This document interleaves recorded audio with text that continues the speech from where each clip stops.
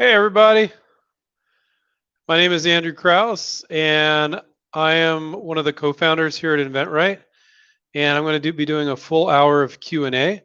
If not all of you, just one or two of you could type yes into the chat box just so I can make sure you guys can hear me. So I'll just wait for one or two people to type yes. There we go. Thank you, Diane. Thank you. Thank you, everybody. Okay, cool.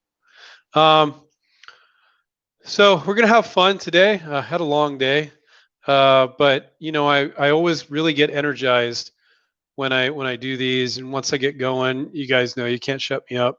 So you guys looks like you have some great questions already.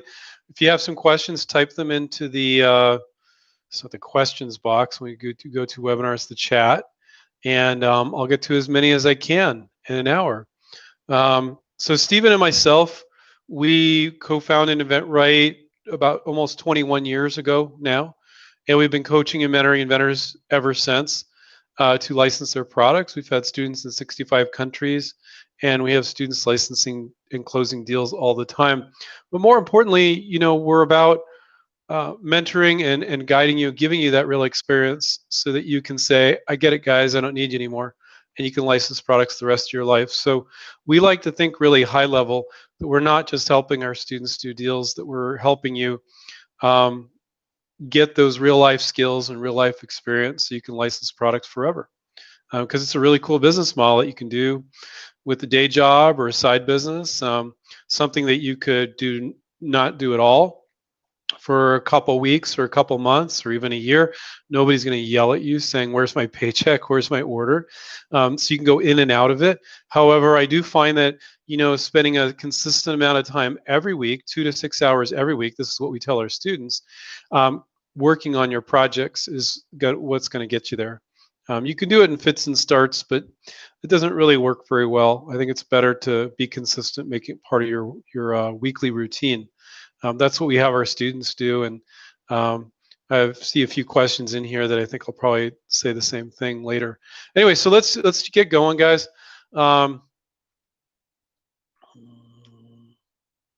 Jennifer, hi Andrew, love these Monday nights. Just want to say thank you for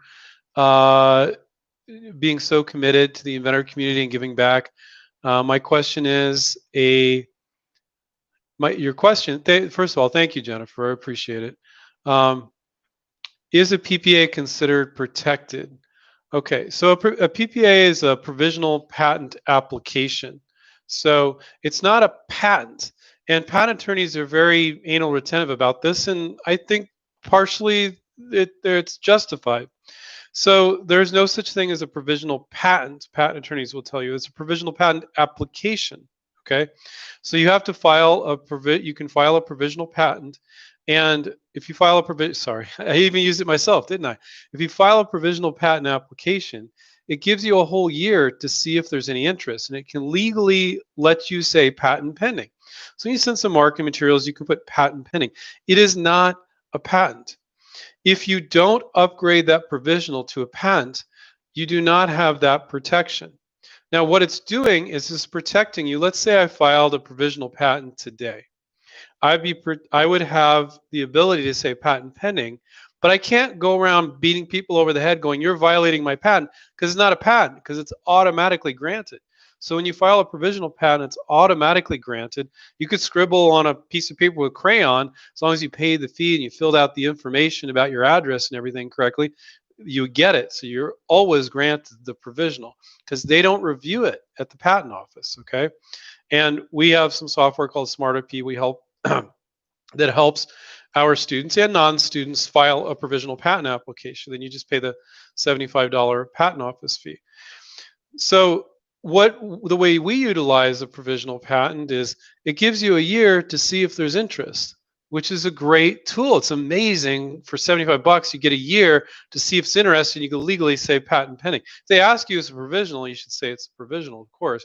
Most of the time they don't ask, and you just move forward. It's about the product. It's not all about the patent most of the time. But if you don't later, before that year is up, file a full utility patent and reference that provisional, then you don't get that protection from what's in that provisional from that date, okay? So that's important. It's important to know that, and even then, let's say you file a full utility patent. It takes 1 to 3 years for the patent office to get back to you and your attorney for a full utility patent to then do what's called office actions, which I like to, in a crude way of explaining it, it's an argument between your patent attorney and the patent examiner at the patent office. So even if you file your patent, utility patent, you still don't have a patent. It takes another 1 to 3 years for them to get back to you with the office actions, and then the patent is granted. And then you'll have protection from what's in your provisional from that date, then and only then. Until then, it's perceived protection. And we talk a lot about this, and perceived protection in most industries is fantastic. And it's enough. To sit around to file a full utility patent and wait 1 to 3 years for it to issue and then approach companies is the stupidest thing I've ever heard. And that's what a lot of inventors do because they don't know any better, not because now you do. Because the product might not even be relevant anymore. I mean, some products may still be relevant, but a lot of products might not be relevant 3 years from now. So to spend 10 grand on a patent, wait 3 years for it to issue, because, and some inventors and some patent attorneys even tell inventors this, like God knows why, but you should wait till it issues. No, hell no. Patent pending status is fine, and a provisional patent is patent pending status, as well as a full utility patent that hasn't been issued. That they're both patent pending, technically. So Jennifer, hopefully that was helpful. It was very detailed. I don't know if I've gone into that much detail before about that, so hopefully that benefited you and everybody else. So Jennifer, I'm going to answer some other questions, then I'll come back. Or I'm just going to answer it in order because it's easier, so don't forget who I missed. You wrote, the United States Postal Service states unsolicited proposals are accepted for initial evaluation only when they do not contain confidential or proprietary information not protected by copyright or patent. If you have a product that you want to license to the Postal Service, you're probably not going to approach them. You'd approach a vendor that's selling letter boxes or carriers or things to the Postal Service. Because they're probably not going to license something from you. They're going to buy it from a vendor that sells to them. So you don't license to the post office more than likely. You're going to license to a vendor that sells to the post office. I don't know your invention, so I don't know 100% for sure, but I give you 98% chance that will be applicable to your product. So hopefully that answers your question. Matt says, and by the way, when you type your questions, type your first name in so that I can address you by your first name rather than by your screen handle, which is a little awkward sometimes. Matt says, hi, Andrew. So I found one product that has the same benefit as mine, but it's constructed of different materials and functions differently. I'm looking at the patent for it, and it's in the first claim, and throughout it refers to the product being a circle shape. In addition to mine being made and functioning differently, it also has a square shape. It is also square shape, not circle. So I'm taking theirs into account as prior art. But my question is, are they locked into the circle shape and construction material as far as what they can protect if no other avenues are listed? So you guys are right. Reading patents is not fun. Yeah, it sucks. It's like you have to read the claim sometimes like 3 times. Like, what did they say? What did that mean? And then you read the claim again. Hopefully, it's only 2 or 3 sentences. You're like, I still don't get it. Read it again and again. I always tell people you should read claims like you have obsessive compulsive disorder, and you should read it like 4, 5, 6, 7 times. And then like maybe after the 5th time, you're like, oh, they're just protecting that hook. Or in your case, Matt, oh, it's just if it's a circle. They were so specific. And so a patent is not a patent is not a patent. And I sound like a crazy person talking like that. I figured if I talk like that, if any of you are dozing off, you'd be like, what is he saying? We need to pay attention. But you can look at a picture in a patent that's been granted. You can look at it, but you got to read through the claims. Don't make assumptions on what's protected. And you'd be surprised how often the protection they've gotten is extremely weak. So first off, Matt, the fact that you have somebody else that's selling a different product with the same benefit Fantastic. That's a big two thumbs up. That means there's a market for it. Now, you didn't say they were selling it. You say they got a patent. But if it's in the marketplace, I think you did. Did you? It doesn't matter. But let's say it's in the marketplace. That's fantastic. It proves there's a market. And yeah, you have a different way of solving it. Maybe it's not even better. Maybe it's just different. Totally okay. So you need to read through the claims, and if they're specifying that this thing needs to be just a circle, and they got that narrow of a coverage. With patents, you have narrow, very narrow coverage, or very broad coverage with the way you word it. So you have to look at the way they're wording it and see what they're granted. And patent examiners will grant your patent attorney and you patents all the time if it's really narrow, but it's not protecting them for much. There's also a lot of patent attorneys out there that are okay with getting their clients weak claims, and not all patent attorneys are ethical. So some of them will just, oh, well, I know the patent examiner is going to grant them this, so I'll try for that. So then they go, well, we got a patent, and you have weak claims that you can get right around. I don't think that's cool. And if they are weak, the patent attorney should say, look, we couldn't get this, but we got this, and it wasn't as strong of a claim, and most patent attorneys are pretty cool. But what when I've heard statistics up to 80%, I think that's an exaggeration, from intellectual property experts, patent experts, up to 80% of patents are weak to junk. There's a reason for that. The patent attorneys are partially at fault there. And the inventors are at fault going, well, I just need a patent. And the patent attorneys are, we got you a patent. It's like, got you a weak ass patent with narrow claims that anybody can get around. What kind of patent is that? So, but Matt, because a lot of patents are weak, that's why you should look at it and go, geez, they're just protecting if that's a circle. Okay, that doesn't cause a problem for me. Oh, they got that. Oh, that doesn't cause a problem for me. Oh, that claim over there. Oh, okay. Well, I'm doing it a different way too. That doesn't cause a problem for me. And if you're not violating any of the claims, go for it. And anything I share tonight is not legal advice. Please seek the services of an attorney before moving forward with anything. This is just for experience, for learning purposes. Okay.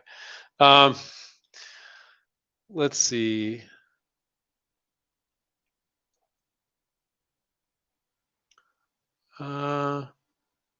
Jason, I get emails from people licensing products all the time from InventRight. I'm finding it's not so easy to license a product. Is it next to impossible to license without becoming an InventRight member? No, I don't think it's impossible, but I do think that, I know. I'll tell you a little story, and I'll try to keep it short because I want to answer as many of your questions as possible. When Steve and I first started InventRight, we didn't do coaching. We did live seminars, and it was all day Saturday, all day Sunday, and it was live. And we would have, I don't know, anywhere from 20 to 120 people show up. We even let people come back for free. And people are praising us. They're like, oh, you guys are so great. I finally get this. Nobody's teaching this stuff. I understand licensing now. So I started checking in with people. And people weren't doing the work, and they definitely weren't doing deals.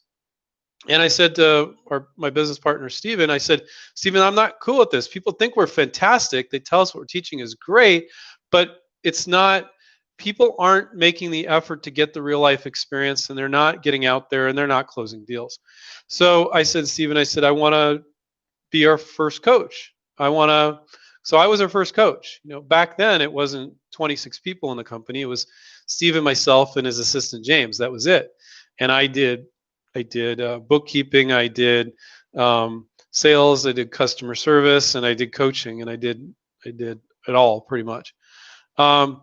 And so I said, I'm not cool with that, Stephen. I think that we want people to have success, not just say they understand the material, because all these inventors, they want to get their products to market. So I started doing the coaching. That's when things started to pop.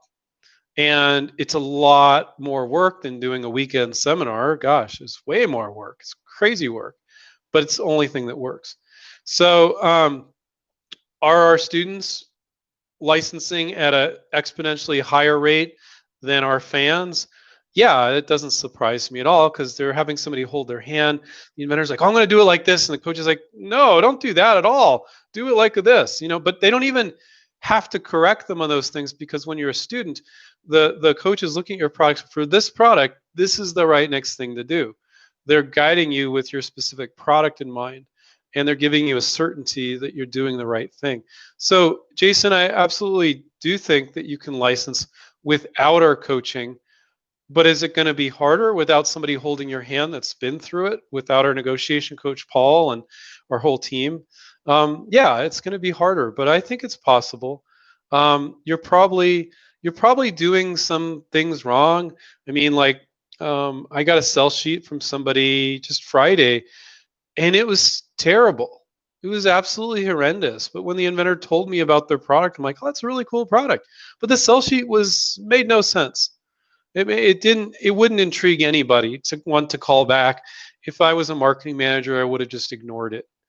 Um, so sell sheets aren't good. Another major mistake non-invent right students make is they make a really anemic list of potential licensees, like 2 or 3 when they should have 20 or 30. I mean, if you only have 12, you only have 12, fine, but you should shoot for 20 or 30. And so they have a very small list of potential licensees. Other mistakes: going out and blowing a bunch of money on a provisional patent, not necessary. You don't need to go out and spend 1,200 on a provisional patent. When you can file it yourself for $75.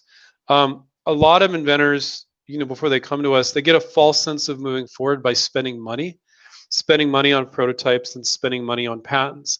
And it is truly a false sense of moving forward and I get people that are interested in the program. They say, "Oh, I'm really far along." I'm like, "What have you done?" "Well, I made a prototype and I filed a patent." I'm like, "What makes you think you're really far along?" The fact that you did those things. First off, you shouldn't have filed a patent because it wasn't necessary. Okay, you did that, fine, but next time don't do that. It's not necessary. You can file a provisional and get a whole year to fish off the pier and see if anybody's interested. Why would you spend 10 grand on a patent? Um, and then they think they're going to be selling their prototype somehow. They got no marketing materials. I'm like, no, you're not going to sell your prototype or just show them your prototype, or that's not how it works. So yeah, so I do think it can be done, Jason. Um,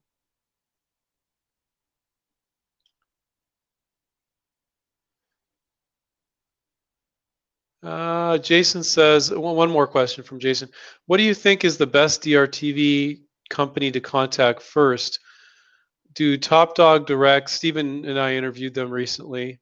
What was that? It was on last Thursday. I forget. I'm losing track. With help for tooling and manufacturing as well as things confidential. When you submit to them, they have no terms and conditions.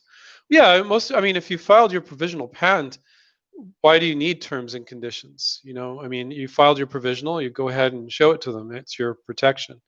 Um, but yeah, they seem like good folks. Um, I'd say approach all the DRTV companies, and then a lot of times when you're working on an infomercial type product, it's also applicable to like a kitchen gadget company or another type of company that sells standard consumer products in stores.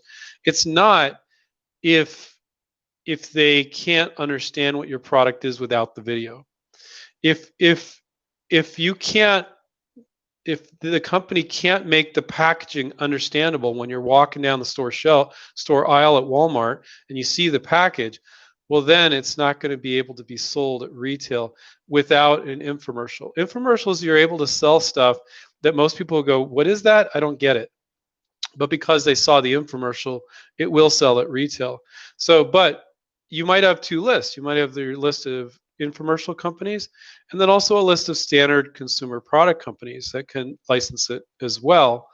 And I always recommend to do both if it makes sense for your product. So Jason, I don't know. Yeah, I do Top Dog first, maybe All Star after that, and then go down the list um, and reach out to all of them. Let's see. Linda Marie, we've been contracted. Yeah. Well, Linda, yeah, I'm not gonna go there.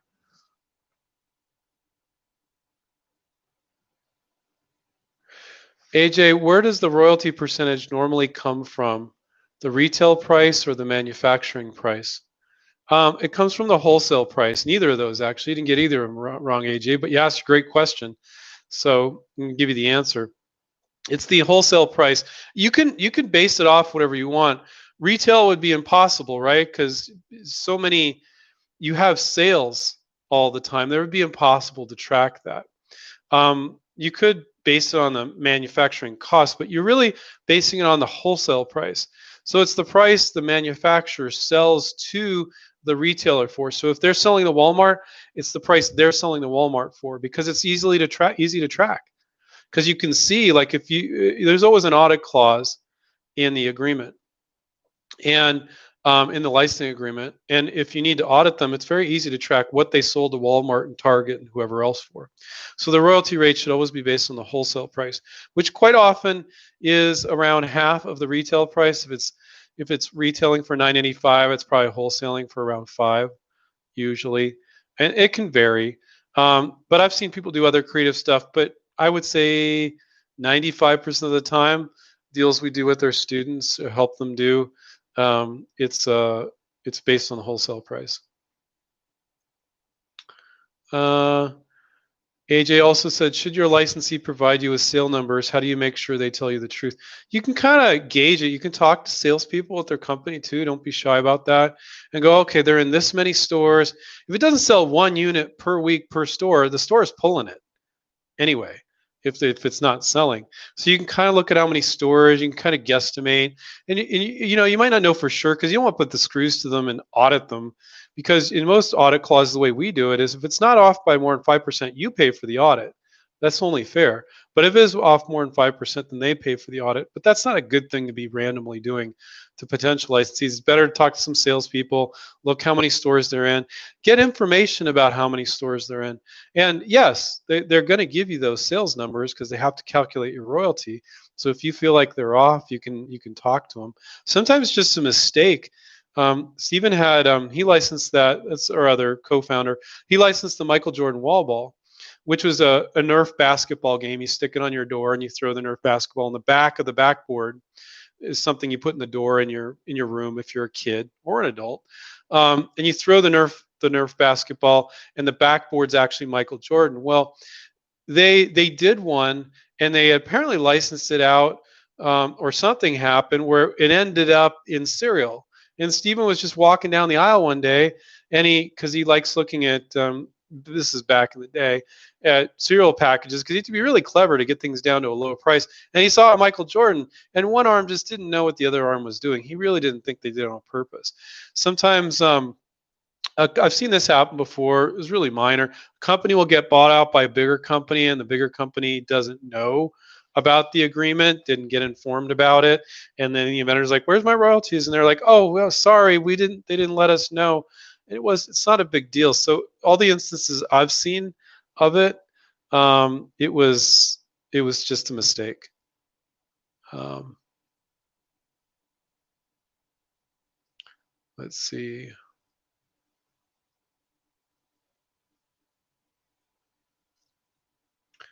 David says, "Hi Andrew, can I license food and beverage products, or is it not possible to license in the food and beverage industry?"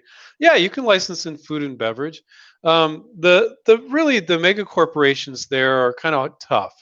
The crafts of the world. You're probably more than likely to do a deal with a smaller company, but it doesn't have to be a small company, but a smaller company, than like a craft or something like that. They're just too damn big. But you can license food and beverage. Um, I'd say the more the niche, it's kind of the niche things are a little bit easier to. If it's mainstream, it can be a little bit more difficult because the size of those companies are difficult, and intellectual property, any sort of patentability around it, can be difficult sometimes too. But if everything kind of lines up, you can do it. Um, let's see what else we got here. David also, well, got a lot of questions, Dave, about different industries. Can you license in the cosmetics and perfume products industry? That's been a great industry for quite some time. Now, a professional did correct me though recently on this, so things are always changing. There was a period of time there, and I think it's still somewhat the case, where there was just a lot of young upstart companies. Before it was like the major players, um, L'Oreal and whoever in makeup and perfume and stuff, and it was kind of hard. And then there was all these little upstarts which take care of different makeup niches, whether it's for ethnic makeup or for different purposes or different age groups or different things like that. And it was really nice to see that creativity in so many companies. But now somebody that was an expert in that industry corrected me recently, and I said, no, it's great. You got so many different companies. And I personally still think that's the case, and they do as well. But their point was, yeah, Andrew, but a lot of those smaller companies are now getting swallowed up by the bigger companies. But I have found quite a few of our students have been able to get into the big companies and they talk to them just fine. So they're not like standoffish. So I think it's a great category, cosmetics and perfume to work in, definitely. Let's see. Chase, can I add multiple designs in my PPA if they look completely different but all of the same purpose? Absolutely. All those variations you can include in your PPA, Chase. Absolutely. Um,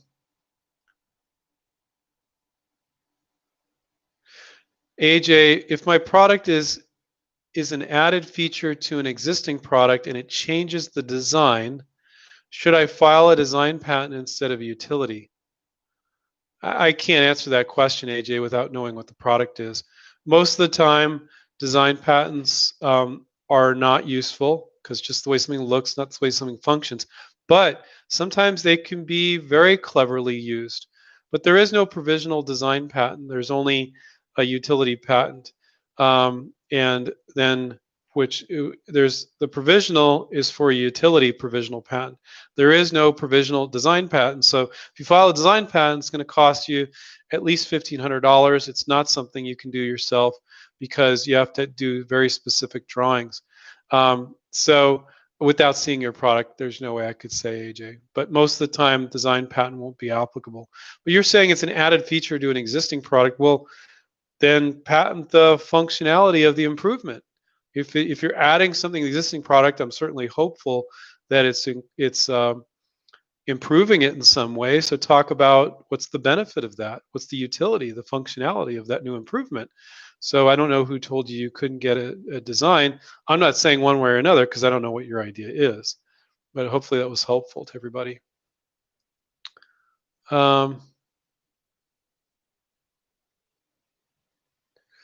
Jeff says, hi, Andrew. How much royalty should I expect to spend to license a name from Disney or other big entertainment company? I mean, the way you're asking it is awkward, but I'm going to rephrase it, maybe what I think you're really asking, and then maybe not what you're asking, but it'll be a great answer. So how much royalty should I expect to spend? I don't know why you would say you would spend your royalty, but I think I know what you're saying.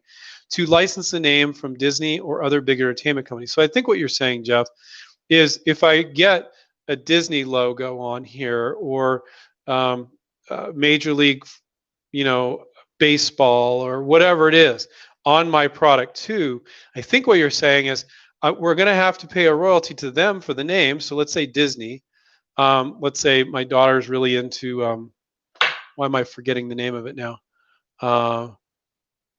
Descendants is the show she's really into now. So if you want a license from Disney, Descendants, and that needs to go on the hat or the product you're selling, whatever product it is.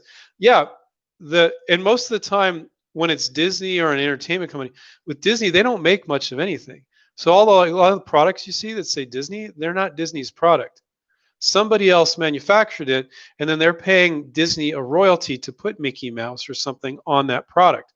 And they got permission from Disney, not doing any of that with permission for Disney. So if your product needs to have Mickey Mouse on it, plus you got the invention, so now it's a double royalty. So that company needs to pay Disney for Mickey Mouse, and need to pay you for your invention. So if what you're saying is, what should I expect? I mean, quite often it could be a split. If you're But you could pay a higher royalty. So a common royalty for a lot of students is 5%. It could be 8, or it could be 10, or it could be 6, or it could be 3. But the most common is 5. So let's say you take a hit and you're willing to take 4, and then they pay Disney 4, and now they're paying a total of 8% royalty, 4 to Disney, 4 to you. Hey, you're going to sell all that much more. I'd happily give up one royalty percentage because they're going to sell so much more because it has Mickey Mouse on it. So don't know if that's specifically what you were asking, but it was a good question and answer, I think. Let's see.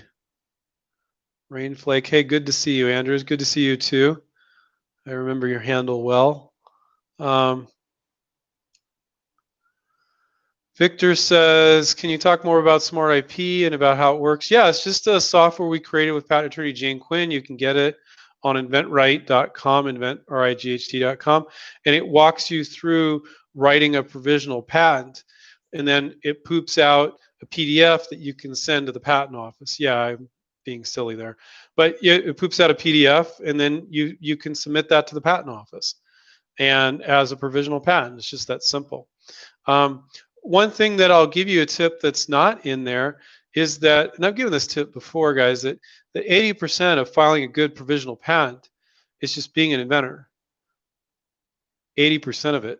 Thinking about the workarounds, variations, improvements, and including them in the provisional patent. So most inventors, after they've been thinking about something for a while, they're like, after a while, you were in brainstorming phase, but you get to a stage, you're like, this is what it is, this is what it is, this is what it is. You need to get out of that. Maybe you've been thinking about this idea for a year, and you thought about it a lot at the beginning, but now you don't feel like you need to think about it anymore. I know what it needs to be. That's fine. In your marketing materials, you put that in there. But when it comes to writing your provisional, you got to put your feet up on the desk and go, how am I going to knock myself off? And so you want to think about all the variations that are 90% as good, 80% as good. It's a waste of time to throw something half as good in there. That's just a waste of your time. That's not competition. Or maybe it's just as good, but not the version you're pitching. So 80% of filing good provisional is including those variations, workarounds, improvements. Most inventors don't do that. And then the SmartIP software will help you with the rest, kind of the way to word it and things like that. Let's see what else we got. Matt says, from the question above, yes, they're selling the product. Okay, it's not. So Matt, it wasn't just a patent, but they're actually selling the product. So yeah, take a thorough look at their patent, and the vast majority of the time, you get right around it. Then you guys are like, wait a minute, Andrew, so that means people can get around me? No, not if you thought about the variations, workarounds, improvements. But remember, I just said 2 seconds ago, most people don't do that. Most companies don't do that. Patent attorneys don't do that. Inventors don't do that. And that's why most patents are weak to junk. When I say most, a lot. Too many are weak to junk. So yeah, get around them. And then when you file your provisional, think about those variations, and people go, damn, he's covered it. I can't get around him. Don't get obsessive about that, because if you don't show it to any companies, really, if I had to choose somebody doing a poor provisional or a poor sell sheet, I'd pick a poor provisional every time, because they're not even want to see your provisional if they think the idea doesn't make any sense. So you got to do a good marketing piece, but they're not related. Do a good job of both. I'm just trying to make a point there.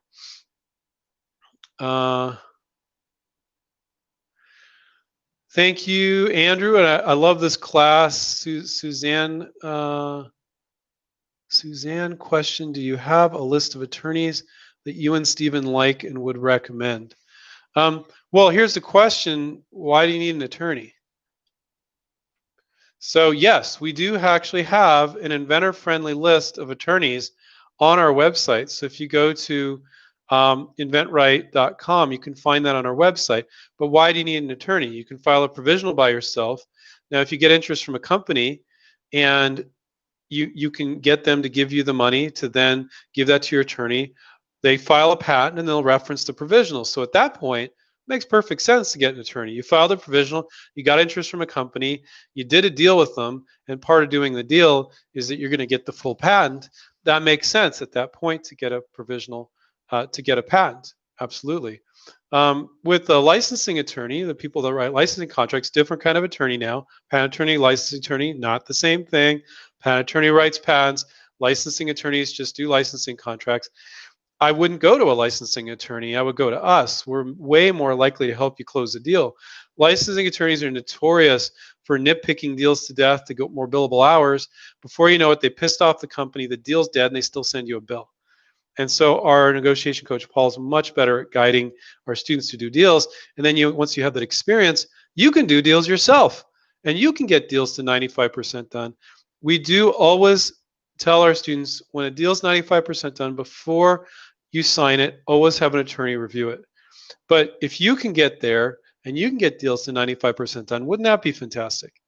You know, but the first time is too hard to do that yourself. It really is. So don't ever think you're approaching a patent attorney about a licensing agreement. It doesn't, I don't care if they say they've done one before, don't do it. Don't do it. They write patents. If they do license, oh, how many have you done? Well, I don't know. I did 2 last year. Hell no. That's not what they do. They're a patent attorney. Do not ask your patent attorney to write a licensing contract. It's all wrong. Don't even get a licensing attorney to help you with it, except to dot the I's and cross the T's after everything is pretty much finished out. But if you don't have us to help you with that, you got to find somebody. But I haven't found licensing attorneys to be good at helping people close deals. There's a lot of back and forth that has nothing to do with the contract.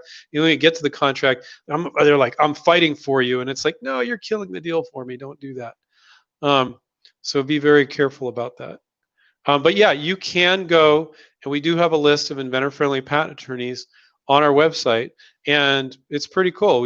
I spent a bunch of time calling folks to see if they were good folks, and we made that list up, and so it was pretty cool that we did that. Let's see what else we got.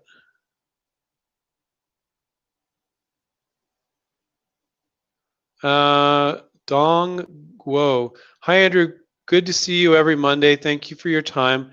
You help everyone a lot. My question is, can we get free access to those companies that need inventors lists? So in other words, the companies looking for ideas. When we guide our students, we tell them you don't need that list, because when you know how to license things, you need to make your list from scratch. So when our students come on board, like, I'm going to go to that list, the first thing the coach will say is, no, you're not. You're going to use that as a supplement afterwards, but we're going to take a look at your product, and I'm going to guide you to make the perfect list for your product. It's a methodology, a technique, whatever you want to call it. You need to know how to make your list of companies for any project you ever come up with. That way you're not relying on our stupid list. Now, after you do that, you've made your list, you followed your coach's directions, they've confirmed it, looks great.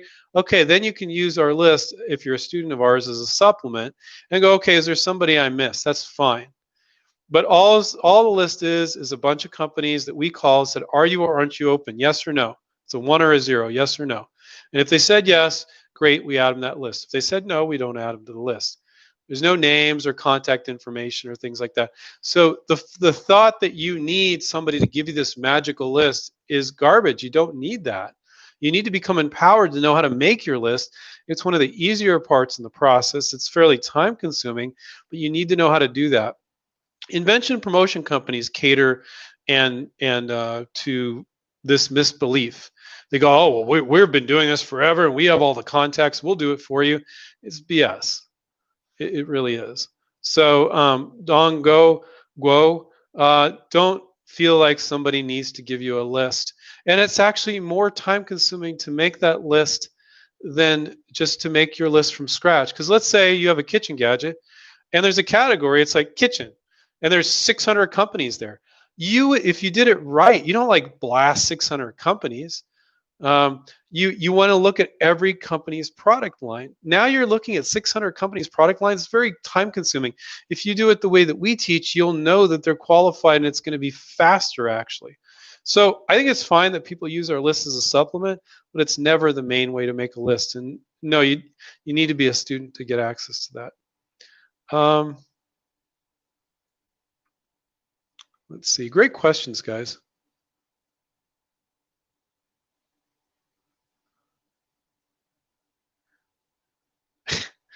Okay, Jim, I'm not. I'm thinking you're being silly there. Um, so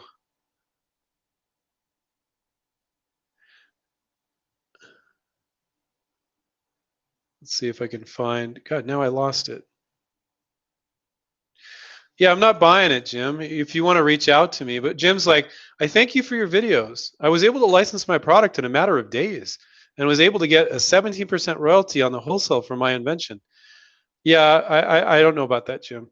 And by the way, anybody that, this is not a place to solicit. Another person saying on here that they were representing inventors. I I'm going to tell you guys, I've never met an inventor in 21 years I've been doing EventRight that had an invention promotion company or an agent license a product for them in 21 years. But every day or every other day, I talk to somebody that's been taken for, it's usually 10 or 12 grand. Sometimes it's 3 grand. So, that's great if you think you were able to do that. But reach out to me. I'd love to hear more about it. But nothing happens in a matter of days. So I'm assuming you're being silly, Jim. Licensing doesn't happen that quickly ever. Nobody licenses anything in a matter of days. Nobody. And I doubt that you did that. But if you want to prove me wrong, feel free to reach out to me. Um, let's see. You can email me at Andrew at InventRight. Say, hey, I was the guy on there that said I licensed in a matter of days. And guys, this is not, if anybody out there, this is a free forum. If anybody's trying to solicit, not appropriate. I'm not saying you guys are doing that, but I'm just giving you a heads up. That's not okay. Um,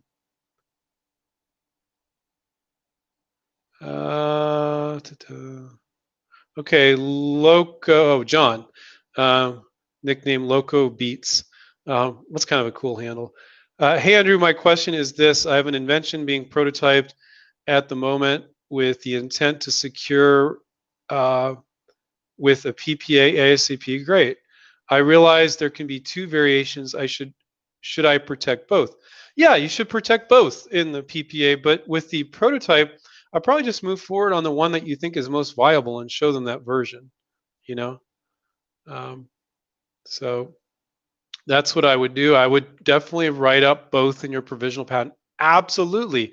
Maybe if there's two other versions too. Absolutely. This is the reason why most patents are weak to junk, because the inventor fails to do that. Every inventor should always do that every time when they file a patent or a provisional. Now, vendors are new to the game. You think patent attorneys would know better, but then the patent attorney, they should be there to say, oh, Bob, yeah, looks great, but can you give me all the variations, workarounds, improvements? You're the inventor. Inventors falsely believe that's the patent attorney's job. It's totally 100% not their job to come up. They're not inventors. They're not to come up with every variation. They are to be wordsmiths to try to protect all the angles, but they're not as creative as you. But that's on them. They should, to me, this is my personal bias. It's the inventor's fault for not telling the patent attorney, look, here's all my variations, workarounds, improvements, the other variations you need to include. And then it's the patent attorney's fault for not putting that on the inventor. But I'll be honest with you, a lot of times they just want to get the inventor signed up. The inventor's like, why are you making me do that? That's your job. You do that. And they don't, and maybe a couple inventors have said that before, and they don't want to deal with that blowback, and they don't want to lose the sale, right? Because they're trying to get this person signed up. So they take the garbage the inventor gives them and garbage in, garbage out. And it's a travesty. It really is. That patent attorneys, I'm going to blame patent attorneys, but I'm blame you guys too. You didn't know though. You're new to it. The patent attorneys doing patents all day long. So I think they're more at fault, but really both the inventor. And now that you know that, you won't make that mistake. A lot of other inventors do.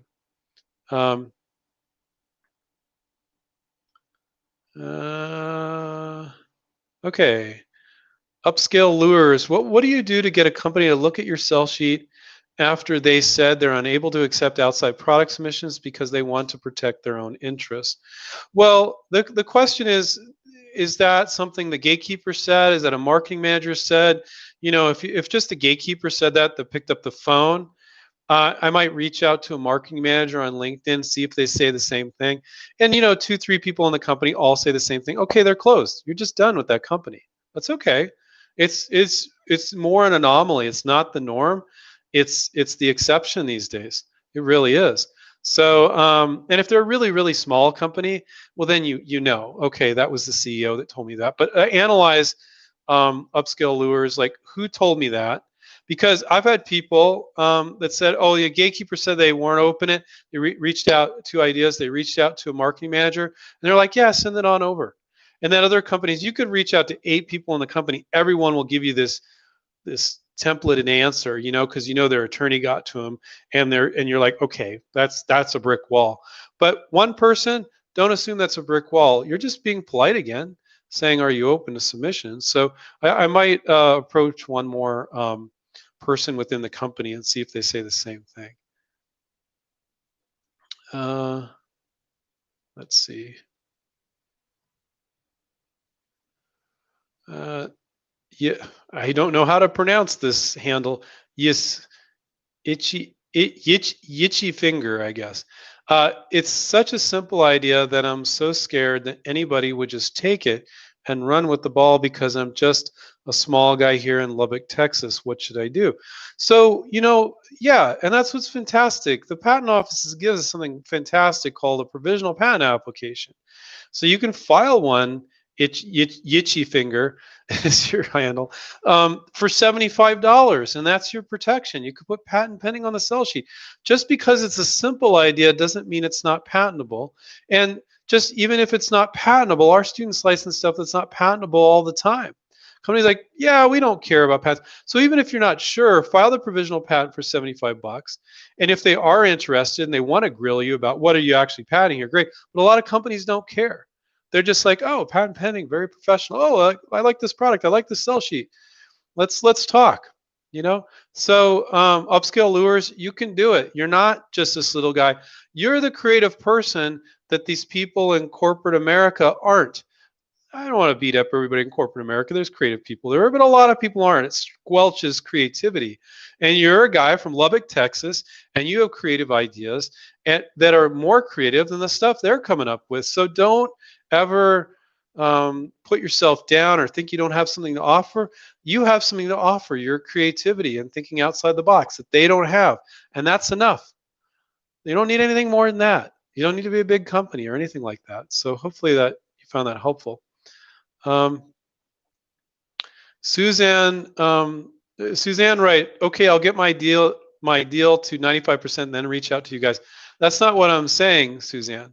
What I'm saying is when we work with our students, we will get them to 95% the deal, and then say just have a licensing attorney dot the i's and cross the t's because we want to make sure legally they're covered, right? And so people don't typically get to 95% without our help. So if your sell sheet sucks, if you're reaching out to the wrong companies, if you're reaching out to too few companies, you don't know how to file a provisional patent, if you don't know how to make that outreach, how to get in different ways, LinkedIn, email, phone, all those things, you won't get to 95%. But somebody asked earlier today, do I have to be an invent rights student in order to license my product? No. But I just talked about how the hand holding seems to make all the difference. Because when we first started, we would just share the information and people praise us how great we were, but people weren't getting deals done. That's when we switched to coaching, and that's when people started doing deals. So no, Suzanne, I've had people tell me that. You guys are welcome to utilize us that way. Go, well, I'll use InventRight when I get interest, but it's usually the things you're doing not doing right that won't get you there. Like when I have people all the time like, well, I'll sign up when I get interest because I don't want to spend the $3,000 on the coaching, what have you. And I'm like, okay, no problem. But I don't get those people coming back to me, which means they didn't get there. So but we do a lot to educate, with our YouTube show, with our books, with this live Monday session. I say go for it. What do you have to lose? Some of you guys, it doesn't fit into your budget right now or at all, because maybe you're unemployed or something, or between gigs or what have you. So take the information we give you, do the best you can. Our fans do close deals sometimes, definitely, and I'm very proud of that.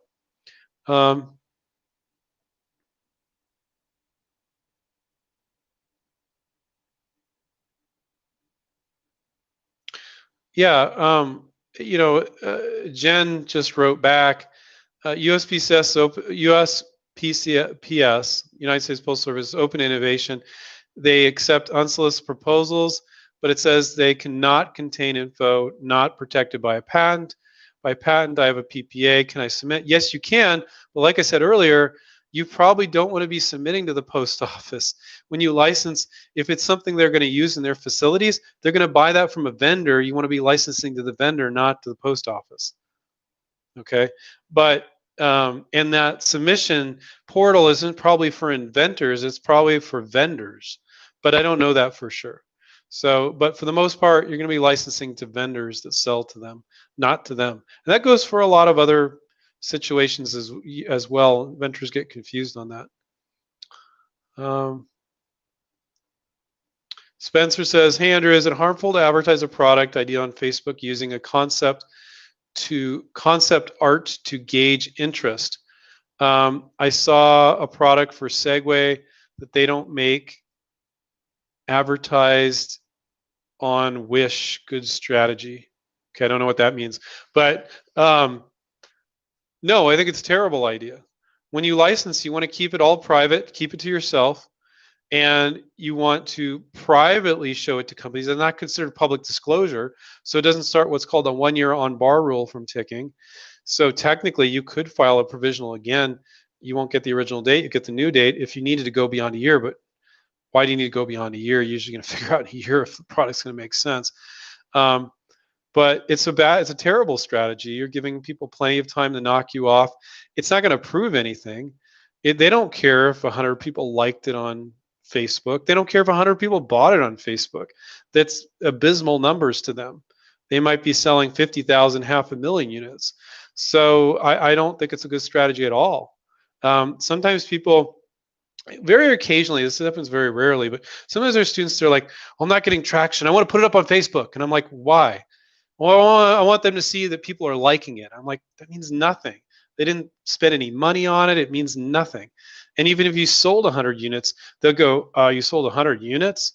Wow. And that's not going to impress them because they're selling 100,000 units, So no, you don't need to prove there's a market by putting it on Facebook and doing things like that. And I think it's a bad idea. And I think Kickstarter is even a worse idea. As well. And I didn't used to feel that way, but I feel very strongly about that now. There's people that go on Kickstarter and somebody's knocked them off and selling it on Amazon before they're even done with their Kickstarter campaign. It's terrible. So you privately show it for license to companies. I haven't had a single one of our students get knocked off that way in 20 years. But these are the big companies,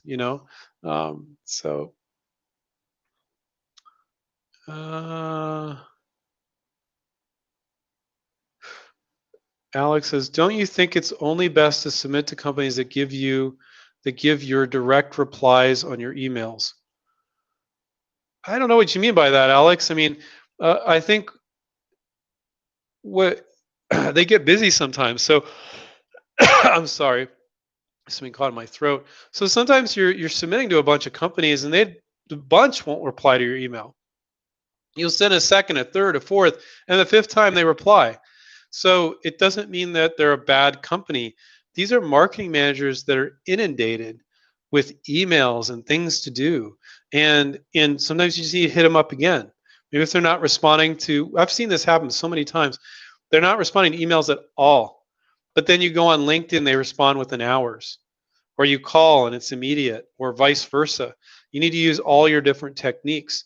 So if you're upset that a company or two or all the companies you emailed didn't respond, that's not anything to be upset about. That's normal.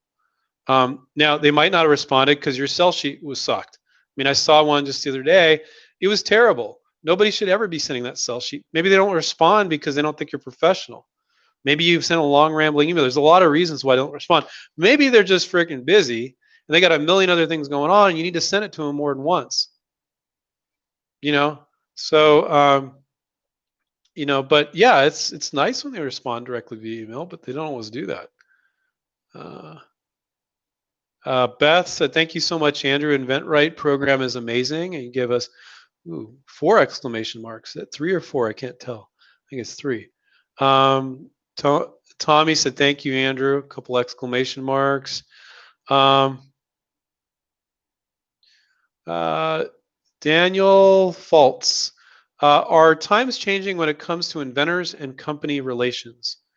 Um, Things are always changing, but the changes that I've observed over the last 20 years of us doing InventRight is that more and more companies are open to outside ideas than ever before. When Steve and I started 20 years ago, we were way ahead of our time. It's gone up dramatically. Now it's uncommon to find. It's the exception. It's not saying it's uncommon. It's the exception, not the norm, to find companies that aren't open to receiving ideas from the outside. There's always going to be a percentage of them in most industries that say no, but most of them are open. So, getting back to your question, are times changing? Um, so I would say that's great. During COVID, one thing that we've experienced is the marketing manager is actually more receptive faster than before. Um, I thought that was interesting. I think because they're working from their home offices and paying more attention to their email than they normally do. That's the best I can assess as to why that is. I'm not saying they're incredibly like they jump through your email to respond, because that's not true at all. It's never been true. Will never be true. It's always true. To give you guys some perspective, if you reach out to 30 companies, only a percentage will respond the first time. You got to use a lot of different techniques to get to them. It's just work. It's like sweeping the floor. If you don't take it personal, it's fine. You don't accept a no until you get a no from them all. Itchy Finger says, thank you, Andrew. You're welcome. So Gemini said, what's the 1 year on-bar rule? So 1 year from the time you publicly disclose your idea, you have a year to get a patent, or you're hosed forever. So it starts the 1 year on-bar rule, and then you're cornered. And if you privately show it for license, it does not start the 1 year on-bar rule, so you're not cornered, with filing a patent and spending all that money. So don't corner yourself. It's not necessary. Posting on Facebook isn't going to get you where you want to go anyway. So don't make a public disclosure. Public disclosure is putting it up on Facebook, selling it as swap meet, any sort of public disclosure, putting it up on YouTube, unlisted, where only people with the link you send it to can see it. That's fine. That's not public disclosure. But so that's what the 1 year on-bar rule is. Yeah, Gemini, what if you have a PPA and go on Kickstarter? I don't recommend it. I think licensing is a much better path. Licensing, it's their money, so you don't need to raise money on Kickstarter. These big companies have unlimited credit lines for products that sell well. It's their workforce. Kickstarter, you don't get a workforce. You don't get sales, marketing, manufacturing, advertising, all working for you. And the biggest thing is their existing distribution. So maybe they're in 30,000 stores. So you get the money, the workforce, and the distribution all in one place. You start Kickstarter, okay, you raise, $20,000 on Kickstarter. Now you got to go off, you got to make this, which is incredibly challenging. Most Kickstarter folks fall flat on their face there, and it takes them years, if at all they ever deliver the product to the 500 people or however many people on Kickstarter that bought it. But now, okay, so now you finally, most people don't get there. You manufacture it and you deliver it to those people. Most people fail, by the way, on that. But let's say you deliver it on time, and now you're a guy or a gal that sold 500 units on Kickstarter. Who cares? You're back to square one. You're not going to approach potential licensees or even retailers and go, hey, I sold 500 on Kickstarter. They'll be like, so what? I don't care. It's not going to impress them. So if you still then, if you're not licensing, need to go out and start a company from scratch. You used all your money to fulfill those orders. Now you got to get more money. And now you're starting a company, and now you go to Bed Bath & Beyond, let's say, and they're like, well, what other products you got? No, this is the only one. It's like, they want to deal with that vendor with 5 or 10 or 20 products. When you license to that big vendor with 5, 10, 20, 80 products, you are them. And then you have their manufacturer's rep constantly in with the buyer for, let's say, Bed Bath & Beyond or whatever store, not only getting it in the store, but keeping it in the store. So I am really not at all big on Kickstarter. I think people are getting knocked off left and right there. It's terrible. I think I used to really love it because it's so grassroots. It's like I can put it out there, people will fund it, raise money, and then I can deliver it to them. It's so cool. But it absolutely sucks. I wouldn't recommend anybody do it now. Nobody. It's a mess. It's an absolute mess. And if you do want to venture and don't want to license, want to make it and sell it yourself, I don't believe that's a good path to go. Um, and don't the PPA will not protect you on there. Big companies, that's a lot of liability, right? These big companies, they don't want the liability of ripping off the little guy, but some random pardon my language, asshole that goes on Kickstarter and knocks you off and then starts selling on Amazon, they're not that same kind of big company that you would try to license to. There are people that do just that, knock people off and then just copy it and see that there's a market, and they suck. Um, how do I really feel? Uh,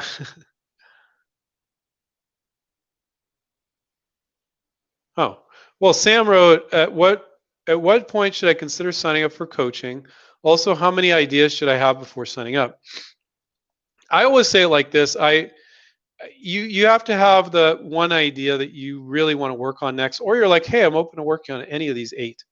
So I don't think you have to have other ideas to sign up with us, but here's my feeling. You have to want to come up with more, because what's the point in us working with you with this one project or maybe 2? You get that real life experience. Now you know how to do this, you feel confident, and now you're never going to work on another invention in your life again. You're getting less out of our coaching and mentoring when you do that. So I always tell people, you don't have to have another invention now. If you have the intent to come up with another one, that's good enough for me, because then you're going to be able to use these skills that you learned with project number 1, and you're going to apply it to these other projects you're going to work on. So you don't have to have them now. A huge percentage of folks that do come on board with us, they want to work on this one idea. And I said, you have others? Oh yeah, I got 5 others. I've been coming up with ideas forever. Or, I don't really have one at mind, but I'm coming up with stuff all the time. And so I would say that's the right time, when you have one that you want to work on, Sam, and then you have others that you want to work on in the future. So you're like, oh yeah, I want to learn this skill so I can keep working on those others, and they're going to empower me with those skills. So as long as you have one idea you want to jump in and work on, and we don't limit people to one project. If you're really motivated, you can work on 2 projects during the half of your coaching as well. Um, Anthony has a really interesting question. Then we're going to call it a night. But I like his question so much, I'm going to answer it. Is it okay to invent my own unique product, or is it better to look at a company line and work off that? Most inventors randomly come up with ideas, and you don't even know how you came up with it. Don't remember. It just came to you one day. Or most inventors, when I talk to them, they don't know their process. The ultimate process is and that's fine. If it works, it works. But the ultimate is to study a micro category, like all the wine bottle openers, all the barbecue spatulas, all the door stops. And that's a micro category. Like studying all barbecue accessories, overwhelming. But you can study all the barbecue tongs, and you could do that probably in 4 or 5 hours, become an expert at barbecue tongs, okay? All the different features, benefits, price points. And if you did that, you had no invention yet. You're like, I'm an expert now. I spent 5 hours studying barbecue tongs, damn it. And now I notice there's these over here and these over here. And these have this benefit, and they range from this. You're an expert, absolute expert at barbecue tongs. And now you go, okay, what am I going to invent? Maybe you come back another session, you look at all the products you bookmarked, you look at your notes, and then you invent with the marketplace in mind. That is the ultimate and will always be the best way to invent. So if you guys aren't doing that now, which vast majority of inventors, very few inventors are doing that, you all should be doing that. So take my advice, get onto Google Images, the best place to study a microcategory. So as a wine bottle opener, you study wine bottle openers on Google Images, and you look at all the products, and then you come up with something, because then you're not going to reinvent something that already exists. You know the market, and you're inventing with the marketplace in mind. It makes you smarter. And you got all this visual stimulation with all these other products. Like, it makes it so easy to invent. I guarantee you, 95% of you could come up with ideas like that really easily by doing that. So I highly encourage you to do that. So Anthony, thank you for asking that question. I love that question. So I want to remind everybody to take care, keep inventing. And I always like to say this at the end of every session. Coming up with ideas for most of you is part of who you are. And so there starts to become a disconnect when you don't enable who you are, which is learning the business side of licensing, reaching out to companies and doing this. it starts to become less and less fun brainstorming up ideas because you come up with idea after idea, maybe even see ideas you came up with come out in the market. You go, I could have done something with that. And so there has to be a point at which you don't stop coming up with ideas, but you go, I'm going to learn the hard part, because the easy part for most of you is coming up with ideas. That was easy. Then the hard part is the business side of stuff. And that's where we come in. We teach you the business side of things. There's so many brilliant inventors out there that don't understand the business side of licensing, and that's sad.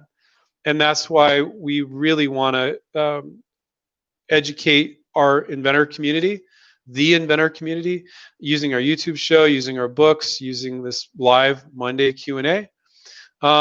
And of course, our coaching and our mentoring is the ultimate. But do whatever we can to empower you guys. Whether you're going to do it on your own or do it with us, you got to do it. It's part of who you are. And don't be afraid and paranoid everybody's going to rip you off. It's few and far between. Most inventors rip themselves off out of their own fear. Do not rip yourself off out of your own fear. Move forward with your inventions. I'm not saying if you're completely clueless and completely green and completely new, you have to get your bearings first. You will not be comfortable unless you do. But you do need to get your bearings, and you do need some sort of help. All right? So remind everybody to take care, keep inventing, and we'll catch you with you guys next time. Bye.